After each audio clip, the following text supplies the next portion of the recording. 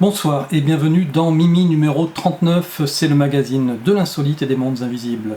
Bonsoir Jérôme. Bonsoir Antoine, salut les Mimi. Alors ce soir, encore un épisode court, on vous fera que 2 news, comme on vous l'a expliqué la semaine dernière. On est en plein montage de Génération Cité d'Or numéro 9. Et d'ailleurs à ce sujet, si vous vous rappelez, nous avons lancé la campagne de précommande, elle est ouverte jusqu'au 20. Donc ça va bientôt se clôturer, peut-être on fera une petite prolongation. Donc surtout n'hésitez pas à vous connecter sur générationcitédor.com, vous cliquez sur le lien GCDO-9.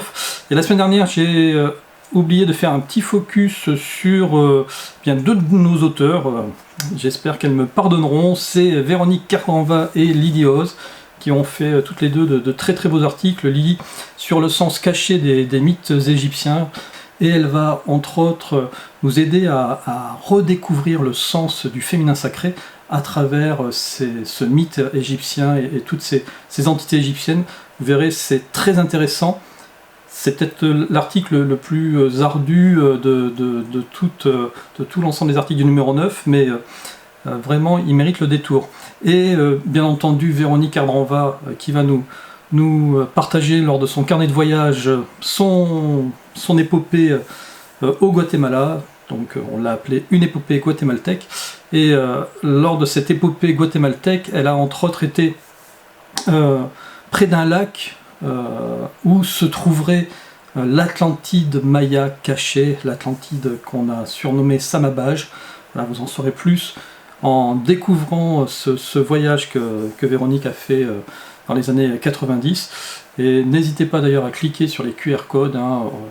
Grâce à eux, vous pourrez voir des petits reportages, entre autres réalisés par le site du National Geographic. Voilà. Et d'ailleurs, en parlant d'Atlantide, Antoine, je rappelle, il y a le numéro 8 qui était dédié sur les traces des civilisations antédiluviennes. Et je fais ce petit parallèle par rapport au fait, pour ceux qui auraient les moyens, justement d'acheter le numéro 9 qui va sortir, mais en beau livre. Parce que moi, j'ai la chance d'avoir le numéro 8 en très beau livre. Et en plus, ils sont numérotés, c'est des hors-série. Et sur ce coup-là, Antoine, voilà, t'as vraiment sorti des exemplaires de GCDO d'une très très belle qualité, je trouve. Voilà. C'est ça. Bon, effectivement, c'est vraiment le côté collector. Ils sont à 40 € pièce, mais ils sont numérotés, limités dans le temps. Merci d'en parler. Voilà, c'est vraiment pour ceux qui ont une âme de collectionneur. Et la collection Nec Plus Ultra, c'est de les avoir tous, bien sûr. Moi, je les ai.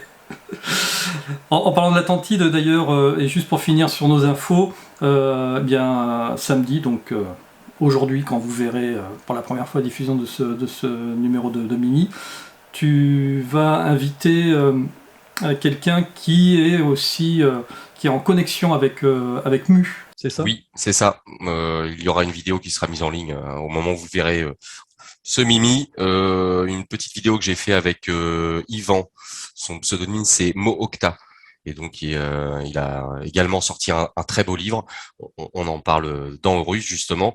Et oui, on va parler de Mu, parce qu'on parle très très souvent de l'Atlantide dès qu'on parle d'anciennes civilisations, c'est souvent l'Atlantide qui ressort, mais il y a aussi le continent perdu de Mu. Et on va parler de tout ça, on parle de tout ça avec Yvan, sur Très Horus. bien. Yvan, que vous avez pu voir, je crois, sur Nurea TV, avec notre ami Romain Priou, qui aussi est un auteur du numéro 8 de Génération Cité d'Or. Exactement. Eh bien nous, ce soir, on va vous parler d'informatique quantique et de physique quantique aussi, et d'une pierre sacrée qui serait maudite, et ça se passe au Japon. Mais on va commencer par cette histoire d'informatique quantique, Jérôme. Tout à fait. De physique quantique, tout particulièrement d'informatique quantique. Apparemment, les chercheurs viennent de franchir une étape assez significative dans ce domaine. Alors, la physique quantique, moi je suis pas un physicien quantique, hein, je sais pas pour toi Antoine, mais c'est assez complexe à comprendre la physique quantique. Donc, pour rappel, hein, c'est la physique de vraiment l'infiniment petit. Hein. Là, on est encore au-delà des molécules et des atomes, c'est vraiment l'infiniment petit. Et donc, alors moi j'avais vu un reportage là-dessus il y a pas mal de temps, où justement les chercheurs expliquaient un petit peu tout ce qui pouvait se passer dans l'étude de cette physique quantique. Et je me rappelle, ils s'étaient rendus compte, ils expliquaient qu'en fait, cette deux, deux particules quantiques pouvaient changer d'état simultanément, on va dire deux particules jumelles pour simplifier les choses, pouvaient changer d'état, c'est-à-dire que si une changeait d'état, l'autre simultanément changeait d'état, quelle que soit la distance. C'est-à-dire que qu'elle soit 2 mètres ou à 5 milliards de kilomètres, ces particules changeaient automatiquement, instantanément d'état. Donc justement, des chercheurs ont essayé de tirer profit de ces découvertes et d'appliquer ça au monde informatique. Donc, ce sont des scientifiques de l'Institut QTech de l'Université de Delft aux Pays-Bas qui sont parvenus à téléporter des informations de manière quantique, donc ouvrant la voie à un futur Internet quantique. Donc, alors pour définir un petit peu ce qu'est l'informatique quantique, alors elle est complètement différente de l'informatique classique que nous utilisons tous les jours, puisque en fait, elle utilise des propriétés justement de ce monde quantique, de l'infiniment petit. Et donc, comme je vous l'expliquais, les particules élémentaires ne se comportent pas du tout de la même manière que ce que nous expérimentons dans nos vies quotidiennes. D'où l'intérêt des chercheurs pour leurs propriétés dans le domaine de l'informatique. Par exemple, elles peuvent exister dans différents états simultanément. C'est ce que je vous expliquais tout à l'heure. Alors, si nous comparons par exemple les qubits, donc les bits quantiques avec les bits classiques, hein, on se rend compte du potentiel de cette technologie. Alors les bits classiques qu'on utilise tous les jours avec Internet et l'informatique en général sont traités par des ordinateurs classiques pour stocker l'information et ne peuvent exister qu'en 0 ou 1. Hein, on est d'accord, Antoine? Alors que le qubit, donc le bit quantique, est analogue du bit en informatique quantique. Lui, quant à lui, il peut exister en étant 1 et 0 simultanément. Donc déjà, là, ça ouvre des portes au niveau transfert d'informations, parce que pour l'heure, dans le domaine informatique quantique, bon, même s'il est cassé balbutiement, mais donc ils expliquent qu'à terme, il sera possible de savoir quand les ordinateurs quantiques devraient être capables d'effectuer en quelques minutes des tâches qui prendraient des milliers d'années aux superordinateurs qui existent actuellement. Donc là, je ne sais pas si tu vois, Antoine, un petit peu le potentiel que l'on pourrait avoir déjà par rapport à cette vitesse de calcul, puisqu'il peut jongler simultanément avec le 0 et le 1, alors que nos systèmes classiques, c'est 0 ou 1. Donc là, ça démultiplie les puissances de calcul. Alors justement, ces chercheurs, ils ont pour faire ces tests, ils ont utilisé un réseau quantique à 3 nœuds.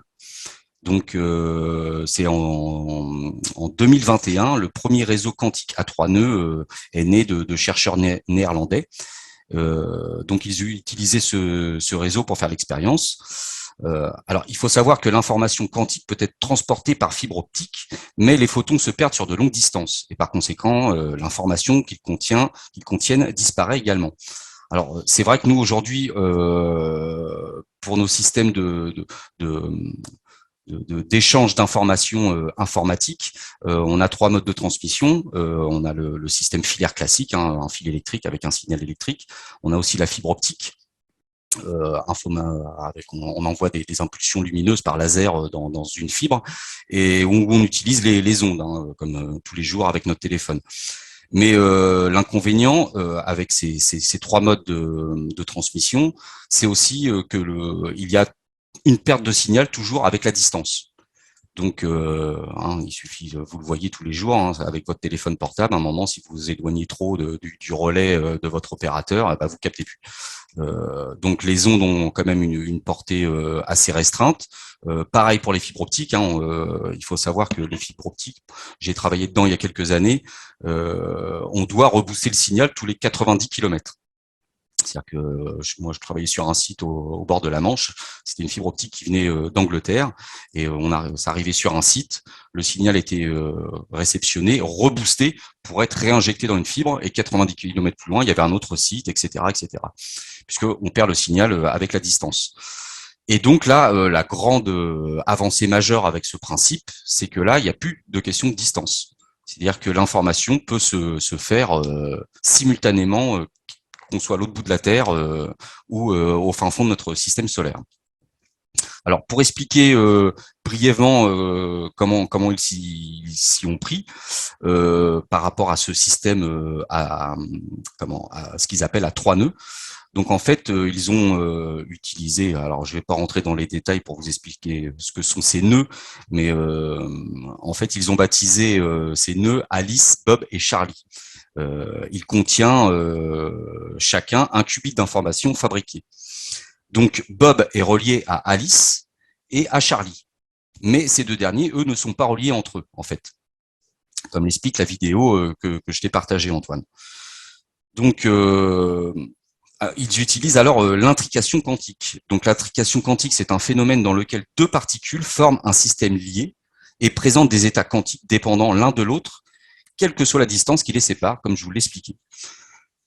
Du coup, les deux cessent d'être des particules individuelles avec des états définis qui leur sont propres et deviennent un système avec une seule fonction d'onde. Donc pour y parvenir, donc Alice établit une intrication avec Bob et toute mesure qui se produit chez elle se reproduit instantanément chez lui. C'est ensuite au tour de Bob de mettre en place une intrication avec Charlie. Résultat, Bob permet à Alice et Charlie d'établir une intrication entre eux-mêmes alors qu'ils ne sont pas reliés. Donc c'est ce qu'on appelle en fait la téléportation, quoi, si tu préfères, la téléportation de cette information. Donc bon bah c'est une grande avancée parce que bon, ils expliquent aussi dans l'article que nous vous partageons que ce n'est pas la première fois que les chercheurs parviennent à la téléportation quantique. Il y a 5 ans, des chercheurs de l'Université chinoise des sciences et des technologies sont parvenus à téléporter des photons depuis la Terre vers le satellite Messius, en orbite à une altitude de 1400 km. Donc voilà, moi je trouve que c'est vraiment révolutionnaire parce que avec cette capacité d'échange d'informations, on va dire informatique, avec une puissance de calcul inimaginable instantanément et quelle que soit la distance, ça pourrait vraiment révolutionner, je dirais, la face du monde, même pour le futur, pour aller voyager dans le lointain espace. On pourrait toujours communiquer avec ce système d'information en instantané. Je ne sais pas ce que tu en penses, Antoine. Déjà, moi j'ai une question qui me tarabusque là. Alors, je sais pas si tu vas savoir y répondre, mais je crois que j'ai pas compris l'intérêt de passer par un troisième nœud. C'est-à-dire que, ok, je comprends le fait de l'intrication quantique qui permet de dupliquer finalement le même phénomène d'un qubit à un autre, mais pourquoi est-ce qu'ils sont pas intriqués directement? Pourquoi passer par une tierce Là, je pense qu'ils sont au tout début de leur expérience, donc ils ont donc utilisé un système de triangulation, sachant que deux pointes n'étaient pas reliées entre elles, et ils ont vu que ça fonctionnait. Donc après, je pense qu'il va falloir développer le procédé pour que justement, comme tu dis, ne pas utiliser un troisième nœud, que ça soit en direct. Oui, parce que. Mais ou alors est-ce que ce troisième nœud est nécessaire par rapport à la téléportation entre les deux autres qui sont pas reliés? Ça, c'est autre chose. Alors, logiquement, oui, dans l'idée de l'intrication quantique, ton double quantique, quelle que soit la distance, ça a la même information, voire même. Alors je sais plus comment il s'appelait, c'était pas Garnier-Mallet qui passait pas mal sur VTLV qui parlait de ça, c'était vraiment très très bien, qui disait que finalement ton double quantique, limite, il pouvait avoir les informations en avance par rapport à toi, et te les transmettre alors que l'événement n'était pas encore produit. C'est d'ailleurs comme ça qu'il expliquait tous les phénomènes de déjà-vu, les phénomènes de voyance, etc.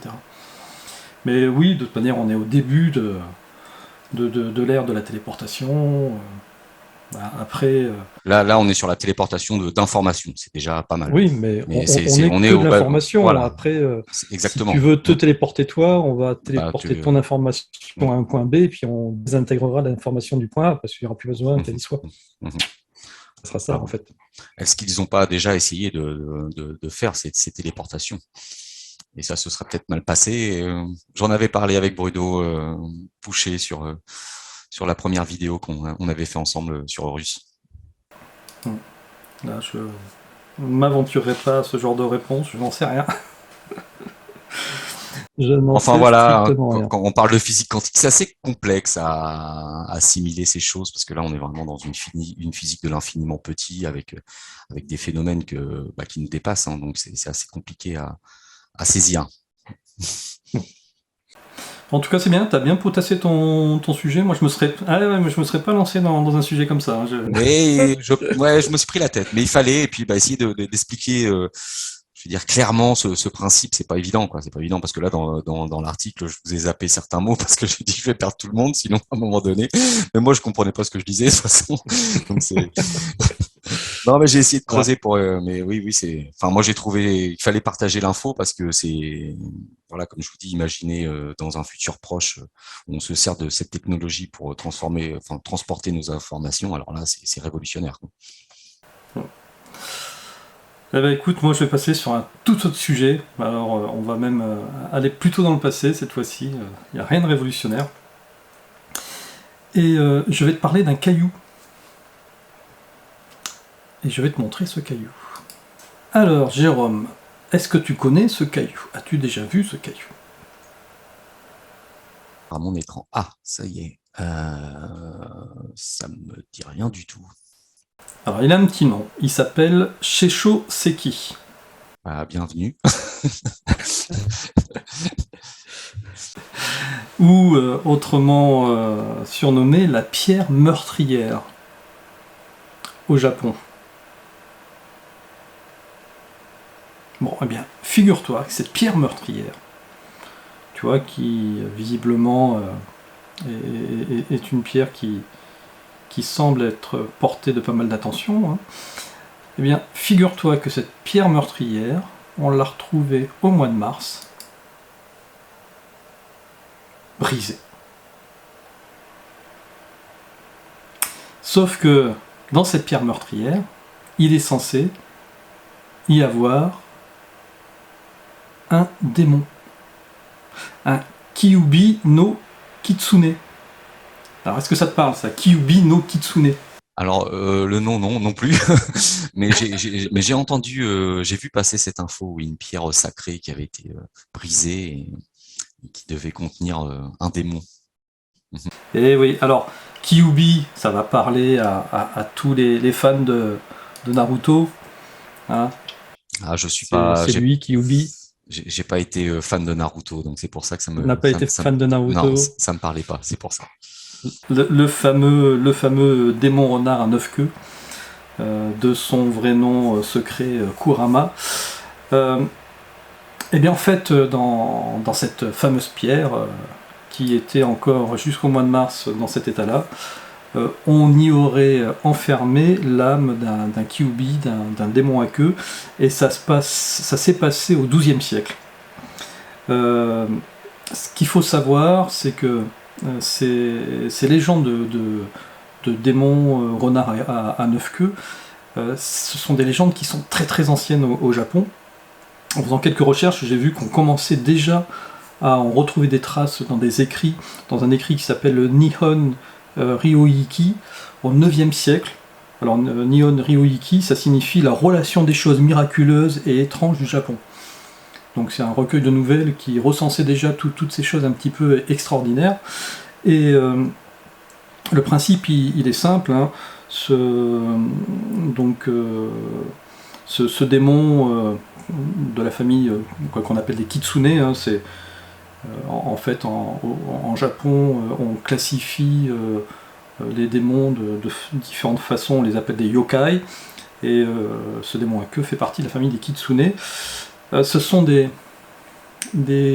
démons renards qui prennent forme humaine, souvent qui prennent la forme très jolies filles, et qui viennent séduire des humains et les épouser. Et puis ça apporte bonheur et prospérité dans le foyer qui a accueilli ce démon à queue. Et puis s'il y a un manque de respect, ça se passe plutôt mal et ça apporte plutôt la poisse. Et il s'avérerait qu'au XIIe siècle, c'est l'empereur Toba qui serait tombé amoureux d'une jeune femme très belle qui s'appelait Tomamo no Mae, et qui en réalité s'avérait être un esprit Kyuubi qui aurait pris donc cette apparence de très jolie fille. Elle a été sa maîtresse, on va dire, pendant quelques temps, jusqu'à ce qu'un guerrier légendaire redoutable du nom de Miwara Nusuke se rende compte que c'était un démon à queue. Alors il y a plusieurs façons visiblement de se rendre compte quelle est leur véritable essence. Hein. Visiblement, lorsque ces Kyuubi à forme humaine auraient trop bu, ils ont du mal à dissimuler leur queue. Voilà, des petites touffes de poils qui réapparaîtraient. Donc est-ce que c'est comme ça qui s'en est aperçu ou pas? Il y a d'autres façons aussi, hein. Ils ont très très peur des chiens, et il y a une vraie répulsion par rapport aux chiens. Et puis je pense qu'à l'époque, il y en avait beaucoup qui s'étaient immiscés parmi la race humaine pour faire des enfants. Donc voilà, en tout cas, il a essayé de s'en débarrasser. Comme tu le sais, c'est très très difficile de tuer un démon. Donc le démon, là il y a plusieurs versions, mais sentant le danger, ou tué par le fameux guerrier, aurait se serait échappé et se serait projeté dans cette pierre-là, qui serait donc restée dans cette zone du Japon à côté d'un temple. Sauf que elle avait la réputation que le voyageur qui touche la pierre mourait, alors peut-être pas instantanément, mais en tout cas mourait dans les heures qui suivaient après avoir touché la pierre. Donc c'est devenu une espèce de pierre maudite, mais aussi une pierre d'attraction qui faisait venir les personnes, jusqu'au jour, alors c'est en 1957, où un prêtre bouddhiste s'est reposé là, à côté de la zone, et le fameux démon lui serait apparu, le Tomamo no Mae lui serait apparu, et il aurait passé un pacte avec elle pour que elle arrête d'agresser, de tuer les voyageurs. C'est pour ça qu'il n'y aurait plus de morts depuis cette époque-là. Sauf que la pierre s'est brisée. Alors, est-ce que c'est volontaire, Antoine, ou est-ce que elle s'est brisée Non, alors là, si tu regardes bien, tu vois ici, tu vois qu'il y a une fissure là. Tu vois qu'elle a déjà été attaquée par les intempéries, etc. Par rapport à l'autre photo que tu faisais voir, où on voit cette cassure nette. Et là, on voit la cassure nette. Donc, des spécialistes pensent que c'est vraiment une brisure naturelle. C'est pour ça aussi qu'il l'avait enrubanné, enfin tu vois, avec des ficelles là. Oh non, je pense que c'était plus de la déco, je pense. Mais en tout cas, certains disent, en tout cas les locaux disent que le démon à queue se serait échappé de la pierre, et certains même disent l'avoir aperçu depuis rôder dans les alentours, là, autour de cette petite colline. Donc la légende serait vraie. Voilà. Donc voilà, est-ce que tout ça ce n'est qu'une légende? Est-ce que c'est une race qui est arrivée à un moment donné sur Terre et qui s'est intégrée aux humains? C'est toujours ça, les légendes de démons, il y a peut-être toujours une espèce de fond de vérité. Ou une entité d'un monde parallèle ou une entité, exactement, qui était restée bloquée dans notre monde. Exactement, voilà. Bon, et puis pour les fans de Naruto, donc allez, petite info, donc forcément Naruto, c'est l'auteur s'est inspiré de cette légende. Et est-ce que vous savez comment est-ce qu'on reconnaît l'âge d'un démon à queue? Bien, c'est par rapport à son nombre de queues, parce qu'il gagnerait une queue tous les 100 ans. Voilà. Donc ce démon avait à peu près 900 ans. Ah, t'as bien creusé aussi ton sujet, Antoine, je vois. Eh oui. Et bien voilà, encore un numéro de Mimi qui se termine dans la joie et la bonne humeur. Je crois qu'on vous aura pas trop fait peur aujourd'hui par rapport à la semaine dernière et la prophétie des papes. Vous savez que vous tenez d'ailleurs votre destin entre vos mains. Demain, c'est le deuxième tour des élections législatives. Donc voilà, allez voter, faites ce que vous voulez, mais si vous pouvez faire barrage au gouvernement actuel, ça, ce serait pas plus mal, ça nous éviterait quelques soucis dans le futur. Et bien voilà, messieurs, dames, Jérôme, passez un bon week-end. Également Antoine, et à tous les mimis aussi, un très bon week-end à vous toutes et tous. Et tous. Et à la semaine prochaine pour le numéro 40. Le 40, ça marche. Ciao. Ciao, ciao.